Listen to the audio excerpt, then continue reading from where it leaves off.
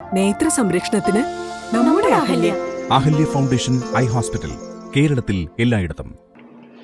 ദേശീയ ലോക് അദാലത്തിന്റെ ഭാഗമായി മൂവാറ്റുപുഴ കോടതി സമുച്ചയത്തിൽ അദാലത്ത് സംഘടിപ്പിച്ചു.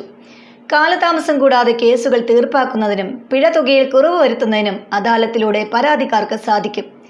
5000-ഓളം കേസുകളാണ് 4 ബൂത്തുകളിലായി കോടതികൾ പരിഗണിച്ചത്. ഇന്ത്യയിലൊട്ടാകെ ഇന്ന് നടക്കുന്ന നാഷണൽ ലോക് അദാലത്തിന്റെ ഭാഗമായാണ് മൂവാറ്റുപുഴ കോടതി സമുച്ചയത്തിലും അദാലത്ത് സംഘടിപ്പിച്ചത്.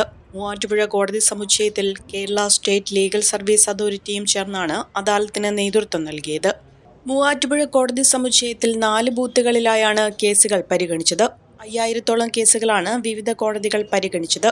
മോട്ടോർ വാഹന അപകടവുമായി ബന്ധപ്പെട്ട് ക്ലെയിമുകൾ, പെറ്റി കേസുകൾ, മുൻസിഫ് കോടതിയിലെ കേസുകൾ, ബാങ്കുമായി ബന്ധപ്പെട്ട കേസുകൾ, എതിർകക്ഷി സർക്കാരായ തർക്കങ്ങൾ പരിഹരിക്കുന്നതിനുള്ള കേസുകൾ, കുടുംബ കോടതിയിലെത്തിയ കേസുകൾ തുടങ്ങിയവയാണ് പരിഗണിച്ചത്.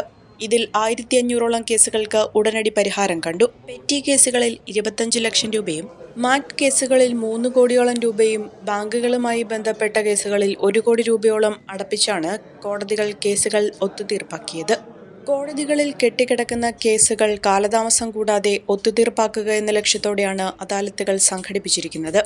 എല്ലാ 3 മാസം കൂടുമ്പോഴും ദേശീയ ലോക് അദാലത്ത് വഴി ഇത്തരത്തിലുള്ള അദാലത്തുകൾ സംഘടിപ്പിക്കും.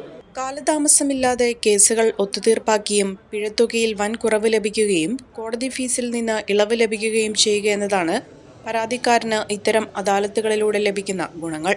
താലൂക്ക് ലീഗൽ സർവീസ് കമ്മിറ്റി ചെയർമാനും പോക്സോ കോടതി ജഡ്ജിയുമായ അനീഷ് കുമാർ PVയുടെ നേതൃത്വത്തിലാണ് അദാലത്ത് മൂവാറ്റുപുഴ കോടതി സമുച്ചയത്തിൽ നടന്നത്.